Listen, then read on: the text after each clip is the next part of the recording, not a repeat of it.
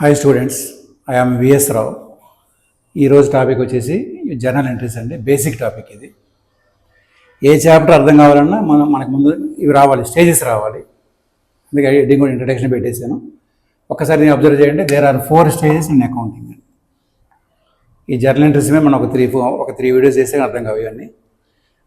There are 4 stages in accounting అని. ఈ basics అనేది అందరికీ యూజ్ అవుతుంది. First year, second year, third year, BCom, MBA, అందరికీ ఇంటర్మీడియట్ అందరికి యూజ్ అవుతుంది ఇది. 4 stages in accounting. What are the 4 stages? And 1 is the journal entries. ఇవన్నీ మీకు తెలిసినవే.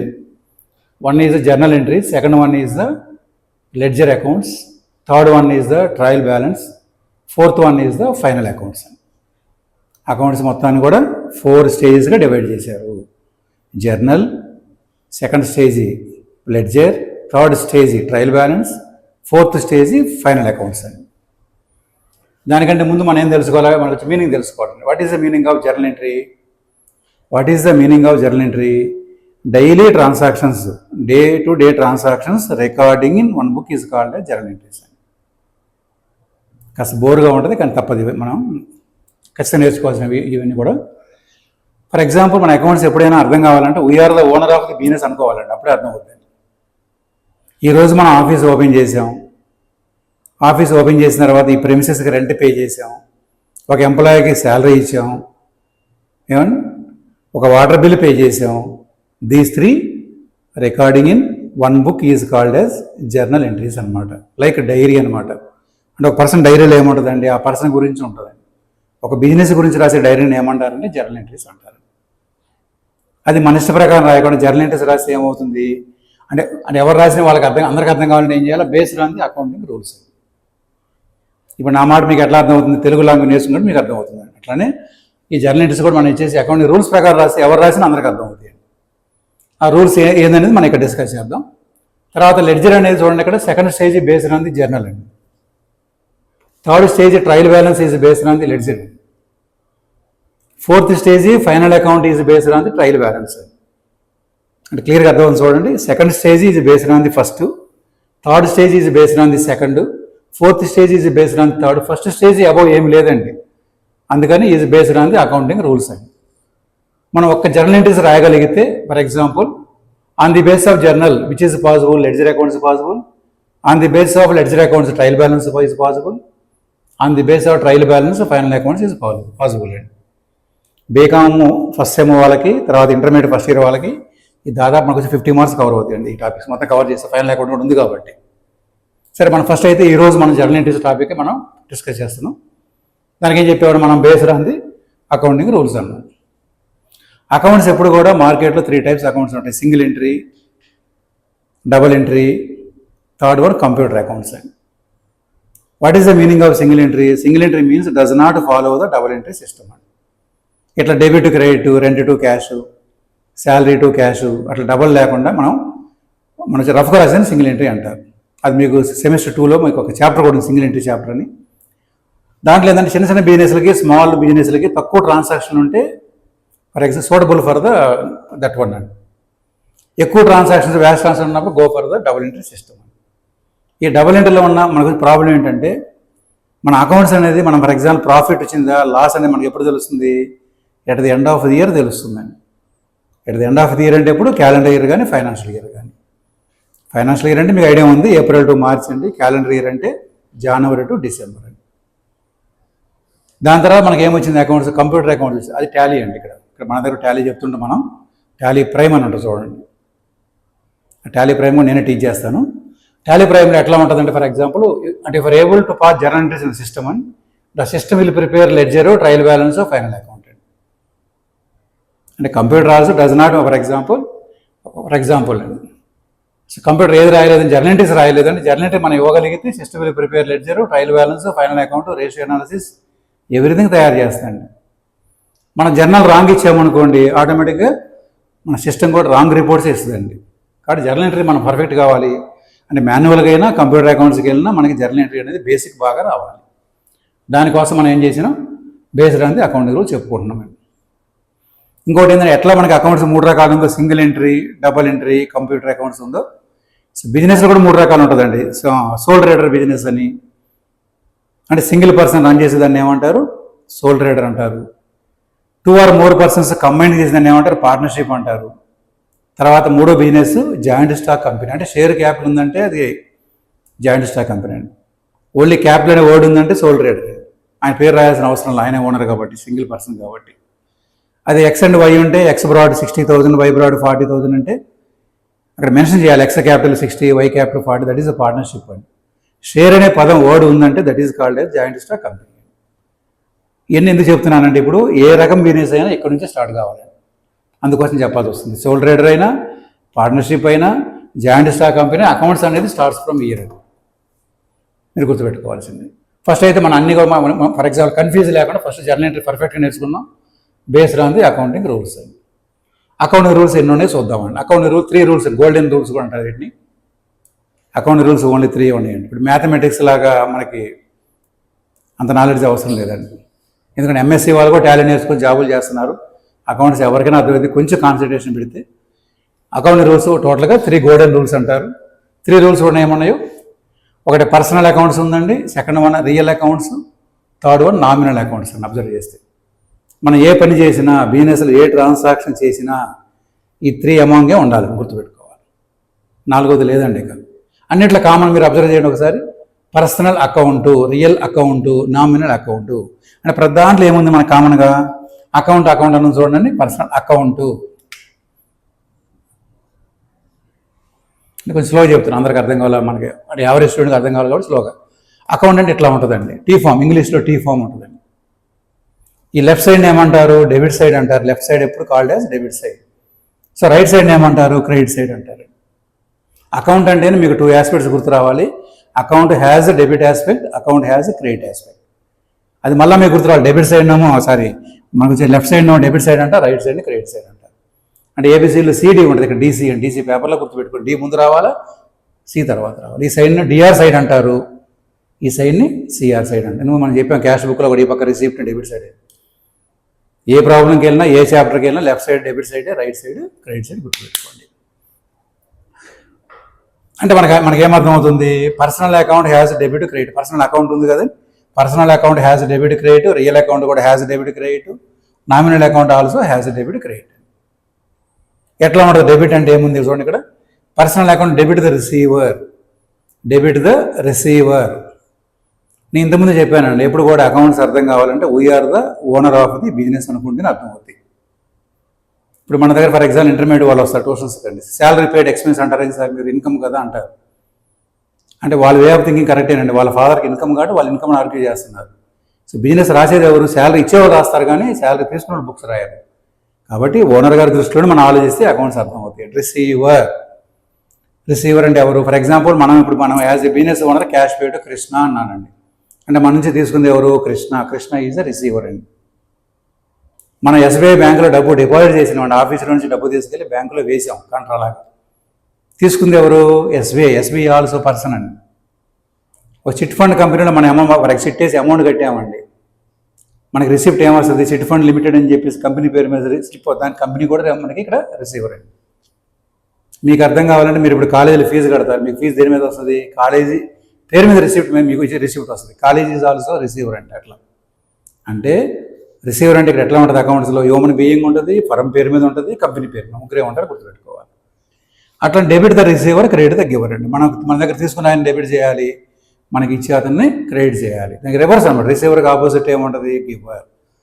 ఇదంతా కూడా పర్సనల్ గురించి డీల్ చేసేదాన్ని పర్సనల్ అందుకే రాసే ఇక్కడ డీల్స్ విత్ పర్సన్స్ అని. మరి చాలామంది పర్సన్ కృష్ణారామ అనుకోండి, కృష్ణారామే కాదండి, bank is also person, company is also person. What about second one, real accounts అండి. రియల్ అకౌంట్స్ అంటే ఏముంటుంది, debit what comes in, credit what goes out అండి. అంటే సమస్యలోకి వచ్చేవి, ఫర్మ్లోకి వచ్చేవన్నీ డెబిట్లో రాయాలి, ఫర్మ్ నుంచి బయటికి వెళ్ళేవన్నీ క్రెడిట్లో రాయాలి. అంటే ప్రాపర్టీస్ డీల్ చేసేదాన్ని ఏమంటారంటే రియల్ అకౌంట్ అంటారు.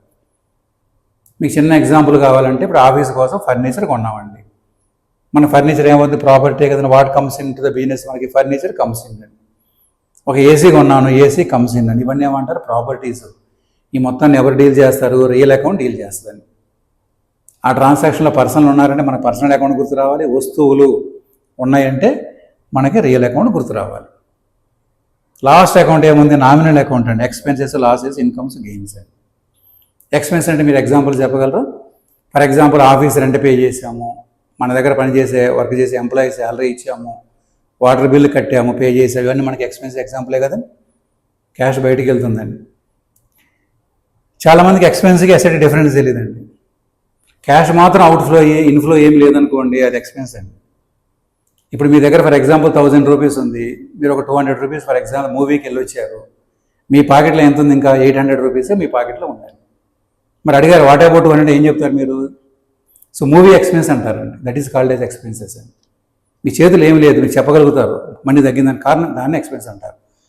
అట్లా కాకుండా మీ దగ్గర 10,000 రూపాయలు ఉంది, మీరు ఫర్ ఎగ్జాంపుల్ 6,000 పెట్టి సెల్ ఫోన్ కొన్నారండి. అడిగారు ఏమైంది 6,000 ఏమైంది? దగ్గర 400 ఇదిగోండి సార్ సెల్ ఫోన్ కొన్నాను సార్, చూపిస్తున్నాను అది ఐటమ్ని ఏమంటారంటే మళ్ళీ దాన్ని రియల్ అకౌంట్ అంటారు.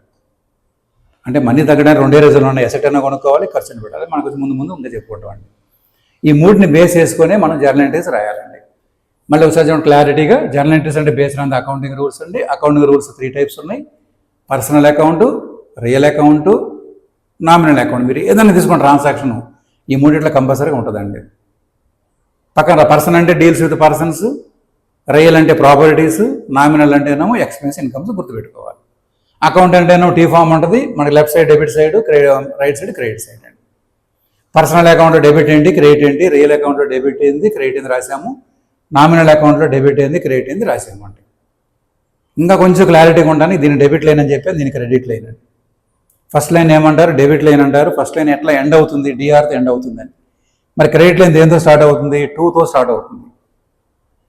ఈ పైన ఎవరిదండి? ఈ ప్లేస్ ఎవరిదండి? గుర్తుపెట్టుకోండి, రిసీవర్. ఇక్కడ ఎవరు ఉండాలండి? రిసీవర్ ఉండాలి. అక్కడ పర్సన్ లేరు ఆ ట్రాన్సాక్షన్లో, మరి ఇంకెవరు ఉండాలి? వాట్ కమ్స్ ఏమొచ్చింది ఫరంలోకి? అది కూడా లేదండి, పర్సన్ లేరు, వస్తువు లేదు.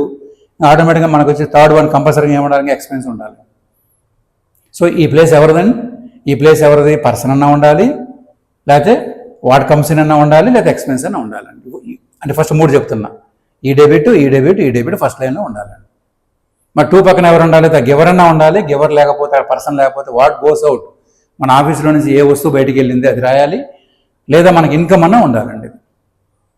అంటే ఆల్వేస్ మీరు ఏ ట్రాన్సాక్షన్, బిజినెస్ ట్రాన్సాక్షన్ రాసినా పైన 3 కింద 3 తగులుతుంటాయండి. అట్లని చెప్పేసి కంప్లీట్ రియల్ అకౌంట్ రావాలి, కంప్లీట్ పర్సన్ ఉండదండి. ఒక పర్సనల్ రావచ్చు, ఒక రియల్ రావచ్చు. అది మనం ఇప్పుడు చెప్తే మనకి చెప్పుకుంటే అర్థం అవుతుంటుంది. ఇదండి ఇది. దీని ప్రకారం మన ఎంట్రీస్ రాయాలండి. చాలామంది ఎంట్రీస్ని 1 వీక్ 10 డేస్ కూడా కాలేజీ చెప్తారు. అంత అవసరం లేక మనం ఒక లాజిక్ ప్రకారం నేర్చుకోవడానికి అవకాశం ఉంది. చూద్దాం, మనం ఒక 1 అవర్లో మొత్తం, ఒక 2 వీడియోస్లో మొత్తం నాకు తెలిసి మీరు పర్ఫెక్ట్ కాగలరు. ఇప్పుడు ఇట్లా రాస్తానండి, చూడండి ఒకసారి. వెన్ క్యాష్ అవుట్ఫ్లో అంటే when cash outflow,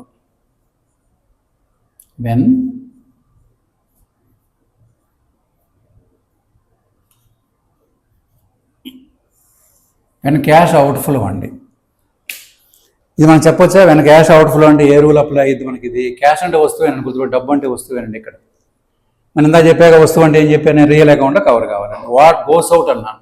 when cash outflow, cash బయటికి వెళ్ళింది నాకు అంటే ఏదైనా బయటికి వెళ్ళొచ్చండి. ఇప్పుడు కారు అమ్మాము, ఆఫీస్ కారు అమ్మితే కారు బయటికి వెళ్ళిద్దండి. కానీ క్యాష్ గురించి మాట్లాడుతున్నా కూడా క్యాష్ అని రాసుకున్నాం. వెన్ క్యాష్ అవుట్ఫ్లో బయటికి వెళ్ళింది, క్యాష్ అవుట్ఫ్లో బయటికి వెళ్తుంది. వాట్ గోస్ అవుటే కదండి. ఇక్కడ వాట్ ప్లేస్లో ఏమి రాస్తారు? క్యాష్ గోస్ అవుట్ ఏ ప్లేస్లో ఉంది? క్రెడిట్లో ఉంది. క్రెడిట్ అంటే ఏ line? Second line. Second line దేంతో స్టార్ట్ కావాలా? 2తో స్టార్ట్ కావాలి. ఇక్కడ నేను రాసుకుంటున్నాను 2 క్యాష్ అని రాస్తున్నాను. ఇప్పుడు నేను చెప్పాను, మీరు నేర్చుకున్నారనుకోండి, ఇంకా ప్రతిసారి రియల్ అకౌంట్, నామినల్ అకౌంట్ చూడాల్సిన అవసరం లేదు. అవి లేకుండా నేను కూడా చెప్పట్లేదు, అవి ఆటోమేటిక్గా అప్లై అవుతాయి. ఇప్పుడు చూడండి, చిన్నగా చెప్తాను. మీరు ఏంటంటే ప్రతిదీ ఎట్లా ఆలోచించాలంటే, ఈ జర్నల్ ఎంట్రీస్ మనకు నీట్గా రావాలి, లాంగ్ టర్మ్ గుర్తుండాలి. ఎగ్జామ్ పాయింట్ ఆఫ్ వ్యూ కాకుండా క్యాష్ వస్తుందా, క్యాష్ పోతుందా, క్యాష్ ఇన్ఫ్లో అవుతుందా, క్యాష్ అవుట్ఫ్లో అవుతుందా. అంతకుముందు మనం క్యాష్ బుక్లో అదే చెప్పాం కదా, క్యాష్ ఇన్ఫ్లో అవుతుందా, క్యాష్ అవుట్ఫ్లో అని చెప్పండి. ఇప్పుడు మన అవుట్ఫ్లో గురించి మాట్లాడుతున్నాం. ఇప్పుడు ఫర్ ఎగ్జాంపుల్ మనకి ఎట్లా ఇస్తారంటే, for example transaction computer purchased for 10,000 అంటారండి. Computer purchased for 10,000. మన కంప్యూటర్ అనేది ఒక 10,000 రూపాయలు కొన్నాము. ఎగ్జాంపుల్ సెంటెన్స్ ఈ విధంగా ఉంటుందండి, డేట్ ఇచ్చిన తర్వాత. మీరు చెప్పండి, దీంట్లో క్యాష్ పోయిందా, మన క్యాష్ వచ్చిందా? మన కంప్యూటర్ వచ్చింది, క్యాష్ పోయింది. కంప్యూటర్ రావడం పక్కన పెట్టండి, క్యాష్ పోయిందా వచ్చిందా? క్యాష్ పోయిందండి. క్యాష్ పోయిందని ఏమంటా నేను? 2 క్యాష్ అకౌంట్ అంటానండి. క్యాష్ బయటికి ఎందుకు వెళ్ళిందండి? మనం ఫ్రీగా అయితే ఇవ్వం కదండి. క్యాష్ బయటికి ఎందుకు వెళ్ళింది? ఆన్సర్ క్వశ్చన్లో ఉంటుంది చూడండి, కంప్యూటర్ పర్చేజ్డ్.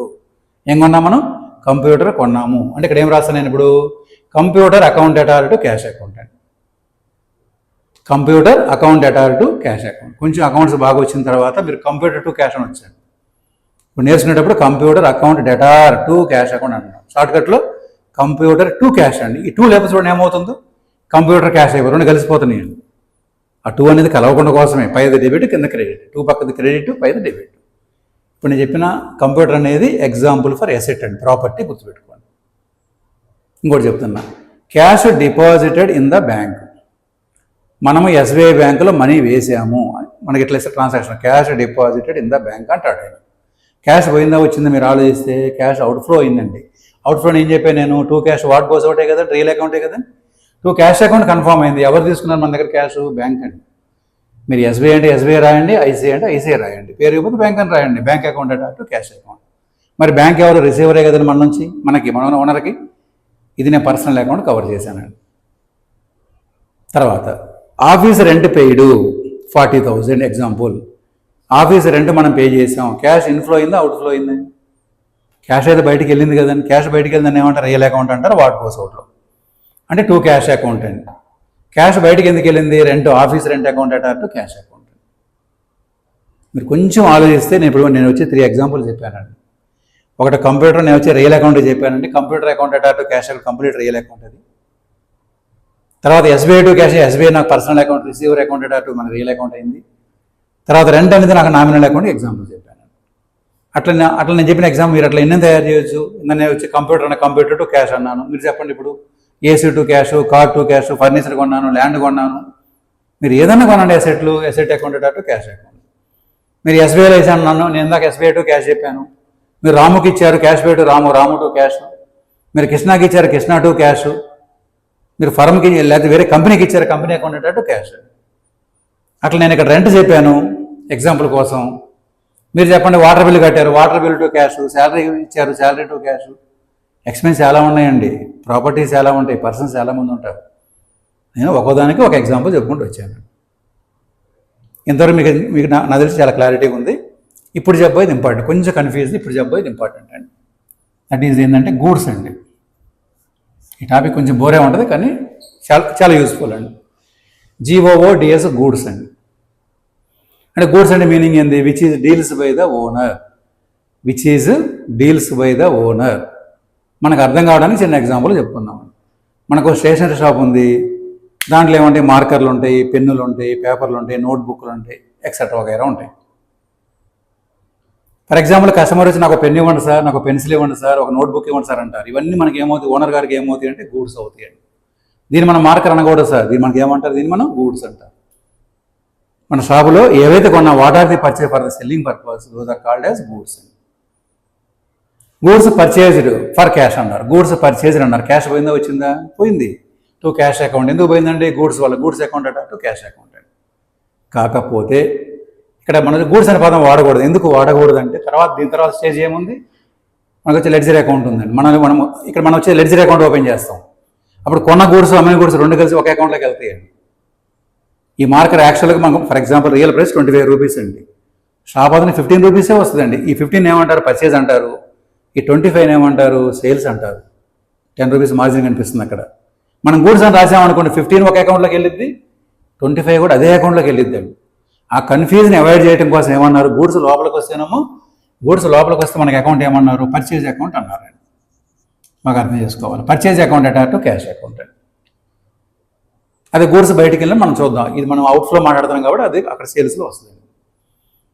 ఇంకా రేమైనా ఇందాక చూడండి, మీరు వచ్చి ఫర్నిచర్ అంటే ఫర్నిచర్ అన్నాను. ఫర్ ఎగ్జాంపుల్ ఇంత ముందు నేను వచ్చి కంప్యూటర్ అంటే కంప్యూటర్ అన్నాను, ఎస్బీఐ అంటే ఎస్బీఐ అన్నాను, రెంట్ అంటే రెంట్ అన్నాను, ఏదేది అదే అన్నాను. ఏమిస్తే అదే రాయండి. కానీ గూడ్స్ అన్నప్పుడు మాత్రం గూడ్స్ అని ఎక్కడ రాయొద్దు. గూడ్స్ లోపలికి ఎట్లా వస్తాయి? మనకి కొంటే వస్తాయి కాబట్టి పర్చేజ్ అకౌంట్ అటార్ టు క్యాష్ అకౌంట్ అండి. ఇక్కడ ఇంకోటి కూడా చెప్పాలి. ఇప్పుడు మళ్ళీ మనం రాసేటప్పుడు నీట్గా రాద్దాం ఒకసారి, కొంచెం మనకి అర్థమైతే కాన్సెప్ట్. తర్వాత పర్చేజ్ అకౌంట్ అటార్ టు క్యాష్ అండి. ఇప్పుడు మన కోసం ఎట్లా వేస్తారండి? గూడ్స్ పర్చేజ్ ఫ్రమ్ రవి అంటాడండి. Goods purchased from Ravi. చాలామంది పర్చేజ్ దగ్గర రాంగ్ రాస్తున్నారు చాలామంది. ఎగ్జామ్లో ఒకసారి జర్నల్ ఎంట్రీ కూడా ఇస్తున్నారు కాబట్టి రాంగ్ రాస్తున్నారు. సో పర్చేజ్ అకౌంట్ మన for example goods purchase from Ravi అన్నారండి. కాసేపు రవిని పక్కన పెట్టేసేయండి మీరు. మనం గూడ్స్ కొన్నాము, కొంటే వాట్ హ్యాపెండ్, క్యాష్ బయటికి వెళ్ళింది, టు క్యాష్ అండి. క్యాష్ ఎందుకు బయటికి వెళ్ళింది, గూడ్స్ వల్ల వెళ్ళింది, దాన్ని ఏమంటారు, పర్చేజ్ అంటారు. అంటే మనకి రియల్గా ఏం రాస్తాం మనం, పర్చేజ్ అకౌంట్ అటార్ టు క్యాష్ అకౌంట్ అని రాస్తాం. కానీ ఆ సెంటెన్స్ చూడండి ఏముందో, గూడ్స్ పర్చేజ్ ఫ్రమ్ రవి అని ఉందండి. రవి అంటే అర్థమైంది మనకు. ఫర్ ఎగ్జాంపుల్ మనం వచ్చి క్యాష్ కాదు క్రెడిట్లో కొన్నామని అర్థమండి. సో క్యాష్ బదులు ఏం రాయాలి మనం ఇప్పుడు, క్యాష్ బదులు ఏం రాయాలా, రవి రాయాలండి. మనకి ఎంట్రీ చూడండి ఏమైందో, పర్చేజ్ అకౌంట్ అటార్ టు రవి అకౌంట్. పర్చేజ్ మనకి మన దేంట్లో what comes in real account అండి. మనకి రవి ఎవరండి, who is the giver, Ravi is the giver అండి. ఆటోమేటిక్ రూల్స్ ప్రకారం రాస్తారు, రూల్స్ లేకుండా రాయలేమండి మనం. చాలామంది ఒకేసారి మొత్తం చదివేసి రవి టు పర్చేజ్ రాస్తున్నారు సార్, రాయకూడదండి. పర్చేజ్ ఎప్పుడు డెబిట్లోనే కూర్చుంటుంది, అది గుర్తుపెట్టుకోండి. మనం ఫెవిస్టిక్ పెట్టి దాన్ని అంటించేసాం. ఇప్పుడు ఇంకోటి చెప్తాను చూడండి, goods purchased and payment made by cheque అండి. Goods purchased and payment made by cheque అండి. చెక్ ద్వారా చేసాం. మీరు ఆ చెక్ కాసి పక్కన పెట్టండి, గూడ్స్ పర్చేజ్ చేసాం. What is the original entry, cash పోయింది కాబట్టి గూడ్స్ అకౌంట్ అటార్ టు క్యాష్, గూడ్స్ని పర్చేజ్ అకౌంట్ అటార్ టు క్యాష్. ఫస్ట్ దాన్ని మీరు మనసులో అనుకొని రాసేటప్పుడు చెక్ అని పదం ఉంది కాబట్టి మనం ఏం రాయాలి ఇక్కడ, బ్యాంక్ అని రాయాలండి. అంటే దీన్ని బట్టి మనకి ఏమర్థం అవుతుంది, మార్కెట్లో పర్చేజ్ అనేది 3 టైప్స్ ఉందండి. పర్చేజ్ టు క్యాష్ ఉందండి, చెక్ ద్వారా కొంటే పర్చేజ్ టు బ్యాంక్ ఉందండి, ఏమి లేకుండా కొంటే పర్చేజ్ టు రవి అండి. రవి అంటే రవిని ఏమంటారు, క్రెడిటార్ అంటారండి. రవిని క్రెడిటార్ అంటారు, రుణదాత తెలుగులో. దేంట్లో రిటర్న్ ఉంటుందండి, దీంట్లో రిటర్న్ ఉండదండి. ఇది మన ఆర్డర్ ఇస్తే వస్తాయండి. పర్చేజ్ టు రవి అనేది. ఒక 10,000 రూపాయల గూడ్స్ మీరు కొన్నారండి, ఒక 10,000 రూపాయల గూడ్స్ మనం కొన్నాం, ప్యాక్ ఓపెన్ చేసాం. అందులో ఫర్ ఎగ్జాంపుల్ ఒక 1,000 రూపీస్ గూడ్స్ డ్యామేజ్ ఉంది, అది మళ్ళీ తిరిగి ఇవ్వాలా వద్దా, మనం తిరిగి ఇవ్వాలి. వాళ్ళకి ఇవ్వాల్సిన ఇంట్రెస్ట్ కూడా ఏమైందో, పర్చేజ్ టు రవిని తిప్పండి, పర్చేజ్ టు రవిని ఉల్టా చేయండి. ఖచ్చితంగా ఎంట్రీ ఏమొస్తుంది నాకు, రవి టు పర్చేజెస్ వస్తుంది. ఇంకొంచెం బాగా రాద్దామంటే పర్చేజ్ రిటర్న్స్ అని రాయొచ్చు. అప్పుడు entry will be Ravi account అటార్ టు పర్చేజ్ రిటర్న్స్ అకౌంట్ అని వస్తుందండి. పర్చేజ్ ఎప్పుడు డెబిట్లో ఉండాలా, పర్చేజ్ రిటర్న్స్ ఎప్పుడు క్రెడిట్లో ఉండాలి. ఇంకొన్నిసార్లు ఎట్లా ఇస్తారు, purchased goods from Ravi for cash అంటున్నారు. Purchased goods from Ravi for cash అండి. మన రవి షాప్కి వెళ్ళి 10,000 రూపాయలు డబ్బు ఇచ్చి గూడ్స్ కొన్నాం, ఆయన పేరు అవసరం లేదండి. క్యాష్ ఆల్రెడీ అవుట్ఫ్లో అయింది ఇక్కడ మన బిజినెస్లో నుంచి. ఇక్కడ పర్చేజ్ టు క్యాష్ అనండి. మార్కెట్లో పేరు లేని వాళ్ళు ఎవరు ఉండరు సార్. పేరు ఎప్పుడు రాయాలి, క్రెడిట్లో కొన్నప్పుడే పేరు రాయాలి, అదర్వైజ్ మీకు పేరు అవసరం లేదు. పర్చేజ్ అకౌంట్ అటార్ టు నేను క్యాషే రాస్తాను. దీన్ని బట్టి ఏమర్థం అవుతుంది, క్యాష్ అంటే క్యాష్ రాయండి, చెక్ అనే మాట వాడితే పర్చేజ్ టు బ్యాంక్ అని రాయండి, నేమ్ ఇస్తే పర్చేజ్ టు పర్సన్ రాయండి. ఇంకొంచెం మీకు గుర్తుండడం కోసం మీరు కావాలంటే రవిని పెట్టుకున్నాను మనసులో. ఎగ్జామ్ రవి బదులు ఇంకో పేరు సార్ పేరు రాయండి. ప్రస్తుతం మైండ్లో వంట కోసం ఏం చేస్తున్నా, పర్చేజ్ రవి అని నేను ఫిక్స్ పెట్టుకుంటున్నాను. పర్చేజ్ రవి కాస్త ఏమైనా రిటర్న్ ఉన్నప్పుడు రవి టు పర్చేజ్ రిటర్న్స్ అని. చాలామంది ఏంటో తప్పు రాస్తున్నారు సార్. పర్చేజ్ లేకుండా పర్చేజ్ రిటర్న్స్ ఉండదు. పర్చేజ్ రిటర్న్స్ అనేది మనం 10th రాస్తున్నామంటే పైన 7th 8th ఎప్పుడు పైన జరిగి ఉంటుంది పర్చేజ్. అది చూసి మీరు ఉల్టా రాయొచ్చు. అది కూడా రూల్స్ ప్రకారమే. Who is the receiver, Ravi. What goes out, ఆయన గూడ్స్ నేను ఆయనకి ఇచ్చేసాను. ప్రతిదీ రూల్స్ ప్రకారం వస్తుంది. ఇది కొంచెం జాగ్రత్తగా ఉండాలి. తర్వాత కానీ ఓనర్ అండి. Cash withdrawn by the owner అండి. Cash withdrawn by the owner for his personal purpose. Office మనీలో నుంచి ఇంటికి కొంత పంపించారు, వాళ్ళ డాటర్కో వాళ్ళ సన్నకో అయితే కాలేజీ ఫీజు పే చేశారు ఆఫీస్ మనీ నుంచి. మనకేమైంది, ఆఫీస్లో నుంచి క్యాష్ పోయింది కదండి, క్యాష్ తగ్గింది కదా, టు క్యాష్ అకౌంట్ అండి. క్యాష్ బయటికి వెళ్ళింది, వాట్ ఎవర్ రీజన్, ఆఫీస్లో నుంచి క్యాష్ బయటికి వెళ్ళిందంటే టు క్యాష్ అండి, రియల్ అకౌంట్ అండి. తీసుకుంది ఎవరండి, ఓనర్ గారు తీసుకున్నారు. మరి ఓనర్ ఇవన్నీ రాసిన ఓనరేనండి. ఓనర్ గారిని ఏమంటారు గుర్తుపెట్టుకోండి, డ్రాయింగ్స్ అంటారు. సో ఓనర్ గారిని ఏమంటారంటే డ్రాయింగ్స్ అంటారు. పర్సనల్ గుర్తుపెట్టుకోండి, పర్సనల్ అనగానే మీకు డ్రాయింగ్స్ గుర్తు రావాలి. డ్రాయింగ్స్ ఎప్పుడు డెబిట్లో డి ఫర్ డెబిట్ గుర్తుపెట్టుకోవాలి. సో అప్పుడు నాకు ఎంట్రీ ఏమవుతుంది, డ్రాయింగ్స్ అకౌంట్ అటు క్యాష్ అకౌంట్. ఆయన 10,000 అమౌంట్ కావాలి, ఆఫీసులో క్యాష్ మనకు లేదు, సఫిషియెంట్ లేదు, చెక్ ఇచ్చారు, అంటే బిజినెస్ అకౌంట్ నుంచి డ్రా చేసుకుని వెళ్ళారు. అప్పుడు మనకి ఏమవుతుంది, డ్రాయింగ్స్ టు బ్యాంక్ అండి. దాన్ని ఎట్లా ఇస్తారు, cash withdrawn by the owner for his personal purpose by cheque అంటారు. చెక్ అనే మాట వచ్చిందండి అకౌంట్స్లో చెక్ అనే మాట వచ్చిందంటే మీరు బ్యాంక్ అనే వర్డ్ వాడాలి, గుర్తుపెట్టుకోండి. ఇదండి మొత్తం కూడా. దీనివల్ల మనకి ఏమవుతుంది, క్యాష్ అనేది డిక్రీజ్ అవుతుంది. Day by day. నేను చెప్తే మ్యాక్సిమం ఎన్ని అవుట్ఫ్లో ఉన్నా కూడా మనం రాద్దాం, నోట్స్ రాద్దాం, క్లియర్ ఉంది. ఇదే ప్రస్తుతానికి టెంపరీ మనం గుర్తుపెట్టుకోవాల్సింది. క్యాష్ పోతుందంటే మనకి ఆలోచిస్తే మనం రాయడం చాలా ఈజీగా ఉంటుంది. ఇది మనకి క్యాష్ అవుట్ఫ్లో గురించి అండి. మరి క్యాష్ ఇన్ఫ్లో అండి, ఎప్పుడు ఓనర్ యాక్టివ్గా ఉంటారు. డబ్బు వస్తేనా డబ్బు పోతేనా? వెన్ క్యాష్ ఇన్ఫ్లో, ప్రతిదీ మీరు ఇదే ఆలోచించండి సార్. డబ్బు వస్తుందా డబ్బు పోతుందా? క్యాష్ ఇన్ఫ్లో, ఇదిగోండి ఇన్ఫ్లో. ఇది ఏ రూల్ అండి? ఇది వస్తువే, క్యాష్ వస్తువే. ఇదిగోండి వాట్ కమ్స్ ఇన్, ఏ ప్లేస్లో ఉంది? డెబిట్లో ఉంది. డెబిట్ అంటే ఫస్ట్ లైను, దాంతోనే స్టార్ట్ కావాలి, క్యాష్తోనే స్టార్ట్ కావాలి ఎంట్రీ. అంటే రియల్ టైంలో మనం చూస్తే ఇక్కడ క్యాష్ అంతా డిక్రీజ్ కాదు, ఇక్కడ ఇంక్రీజ్ కాబట్టి మనకి సింబల్ ఇదండి. ఇక్కడ ఓనర్ యాక్టివ్గా ఉండాలి. మనం ఇప్పుడు ఓనర్ అనుకుంటున్నాం కాబట్టి మనం కూడా యాక్టివ్ చెప్పుకోవాలి. ఇది మనం వచ్చి డల్ చెప్పిన ఇదంతా క్యాష్ పోవటం, క్యాష్ రావటం అండి. ఇప్పుడు చెప్పండి, ఒక ట్రాన్సాక్షన్ చెప్తాను. ఏం లేదు, జనరల్ మీరు ప్రతి ట్రాన్సాక్షన్లో క్యాష్ అనే పదం ఉంటుంది. అవుట్ఫ్లోనా ఇన్ఫ్లోనా ఉంటుంది. అవుట్ఫ్లో ఇన్ఫ్లో మీరు ఫైండ్ అవుట్ చేయగలిగారంటే ఆటోమేటిక్గా రాయొచ్చండి. ఇప్పుడు చెప్పండి, ఫర్ ఎగ్జాంపుల్ ఏసీ సోల్డ్. ఆఫీస్లో ఒక ఏసీ ఉందండి, takes more consumption of power. దాన్ని తీసి ఇప్పుడు కొత్త మోడల్ మనం బిగిద్దాం అనుకుంటున్నాం. సరే, ఏసీ సోల్డ్ ఫర్ 15,000, లేక మనకి ప్రాబ్లం ఇచ్చారు. ఏసీ అమ్మితే మనకి మనీ వస్తుందా మనీ పోతుందా? అందరూ ఆలోచించండి మీరు. ఏసీ పక్కన పెట్టండి. ఏసీ అమ్మితే మనీ వస్తుందా మనీ పోతుందా? మనీ వస్తుంది డెఫినెట్గా. క్యాష్ అకౌంట్ ఏటా, క్యాష్ రావాలంటే మనకు బయటకి ఏం వెళ్ళాలి? AC. Real account what comes in what goes out. AC cash comes in, AC goes out. Example for property AC అండి. మీరు చెప్పండి, cash receive from Krishna. Cash received from Krishna. Krishna అనే అతని పర్సన్ మనం డబ్బు తీసుకున్నాం. మనకేమైంది? డబ్బు వచ్చిందా పోయిందా? డబ్బు వచ్చింది. క్యాష్ అకౌంట్ అట. ఎవరిచ్చారండి? కృష్ణ. ఆన్సర్ క్వశ్చన్లో ఉంది సార్. మీరు క్యాష్ ఇన్ఫ్లో అని తెలిస్తే రిమైనింగ్ ఆన్సర్ అనేది క్వశ్చన్లో ఉంటుంది. అది ఎవరైనా క్వశ్చన్ చూసి రాయాల్సి, నేనైనా మీరైనా. కాబట్టి క్యాష్ అకౌంట్ అట కృష్ణ. కృష్ణ అంటే ఎవరు? Giver, personal account. Interest received, మనకి వడ్డీ వచ్చింది. క్యాష్ ఇన్ఫ్లోనా అవుట్ఫ్లోనా? క్యాష్ వచ్చింది. ఎట్లా వచ్చింది? అది ఇంట్రెస్ట్ రూపంలో వచ్చింది. Interest received. మరి ఇందాక మనకి క్యాష్ ఏసీ అన్న, డబ్బు లోపలికి వచ్చింది, ఏసీ బయటికి వెళ్ళి. ఇప్పుడు ఏం వెళ్ళాలా? బయటికి వెళ్ళాలా? డబ్బు మాత్రం దాన్ని ఇన్కమ్ అంటారండి. క్యాష్ అకౌంట్ అటాటు ఇంట్రెస్ట్ రిసీవ్డ్. అర్థమైంది? నేను టోటల్గా 3 చెప్పాను. ఇప్పుడు ఏసీ అనేది రియల్ అకౌంట్కి చెప్పాను, కృష్ణ అనేది పర్సనల్ అకౌంట్కి చెప్పాను, ఇంట్రెస్ట్ రిసీవ్డ్ అనేది నామినల్ చెప్పాను. అట్లా నామినల్ చెప్పవచ్చు, commission received, interest received, discount received, bold అని చెప్పవచ్చు. ఈ 3 కొద్దిగా క్లారిటీగా ఈజీగానే ఉన్నాను. మళ్ళీ ఇప్పుడు రావాల్సింది గూడ్స్ గురించి. ఎక్కువ మంది రాంగ్ రాసేది, ఎక్కువ మంది కన్ఫ్యూజ్ అయ్యేది ఈ గూడ్స్ దగ్గరేనండి. గూడ్స్ అండి. ఇంతకుముందు చెప్పే ఎగ్జాంపుల్ చెప్పే, మన షాప్లో కూర్చున్నాం, పెన్నులు పేపర్లు అన్నీ అమ్ముతున్నాం డైలీ. దాన్ని ఎట్లా వేస్తారు? ట్రాన్సాక్షన్ ఎగ్జామ్లో గూడ్స్ సోల్డ్ ఫర్ క్యాష్ అంటారండి. గూడ్స్ సోల్డ్ ఫర్ క్యాష్ అంటారు. మనం సరుకు అమ్మాము, షాప్లో కూర్చొని మనీ వస్తుందా మనీ పోతుందా? మనీ వస్తుంది. మరి ఏం పోతుంది మన షాప్లో నుంచి బయటికి? గూడ్స్ బయటికి వెళ్తాయి. అంటే క్యాష్ అకౌంట్ అటాటు గూడ్స్ అకౌంట్. గూడ్స్ అనే పదం లేదు కాబట్టి ఏమి రాస్తాను నేను? సేల్స్ అని రాస్తాను. క్యాష్ అకౌంట్ అటాటు సేల్స్ అని. అంటే గూడ్స్ వల్ల మనీ పోతేనో పర్చేజ్ అంటాను, గూడ్స్ వల్ల మనీ వస్తేనో సేల్స్ అంటాను. అక్కడ తెలిసిపోతుంది చూడు సార్, అక్కడ మీనింగ్ ఏముంది? గూడ్స్ లోపలికి ఎట్లా వస్తాయి? కొంటే వస్తాయండి.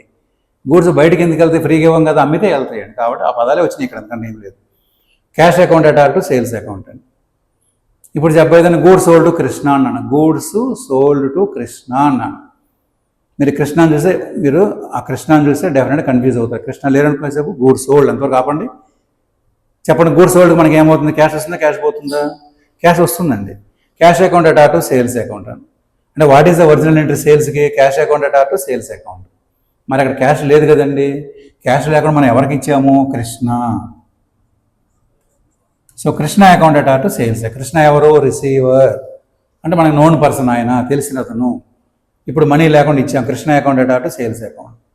చాలామంది సేల్స్ టు కృష్ణ అని రాస్తున్నారండి.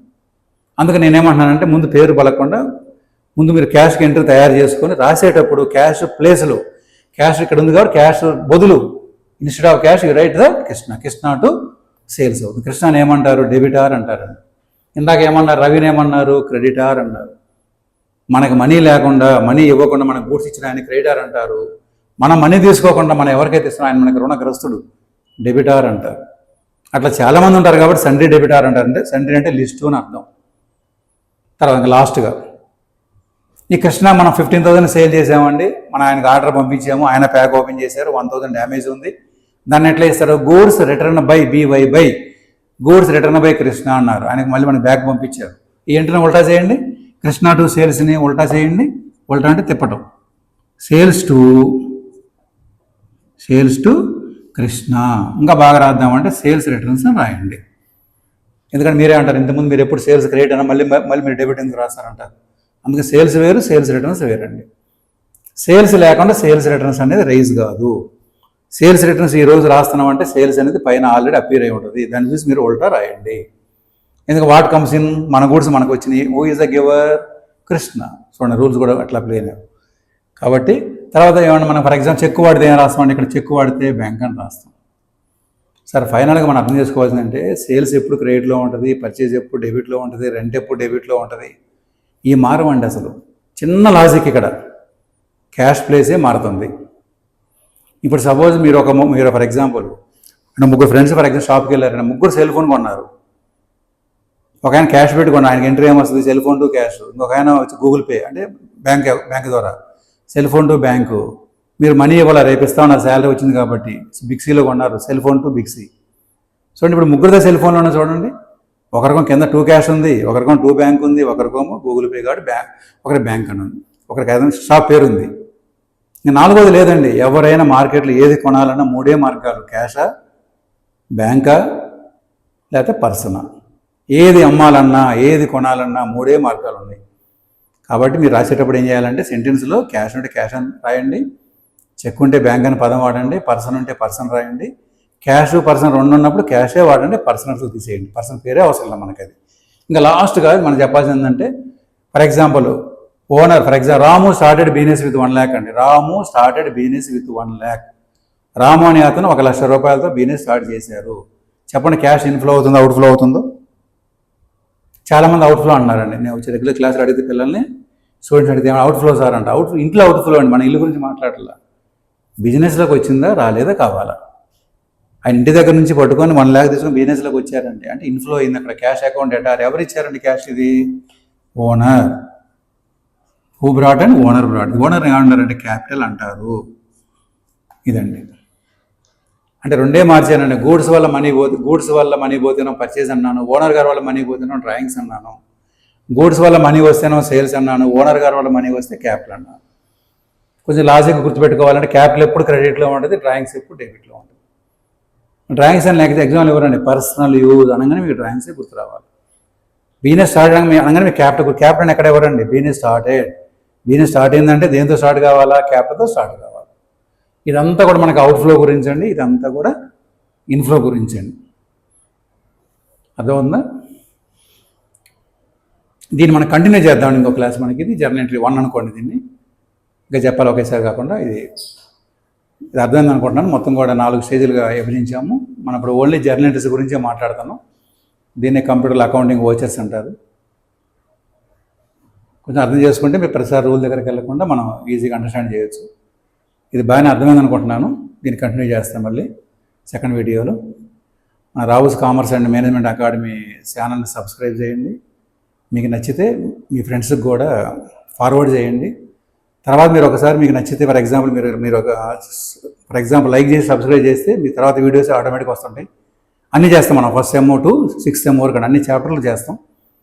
మీరు ఏదైనా డౌట్స్ ఉంటే కొద్దిగా ఇంకా స్లోగా చెప్పాలా, ఇంకెట్లా చెప్పాలి, మీ ఒపీనియన్ అనేది కామెంట్స్ రూపంలో తెలియజేయండి.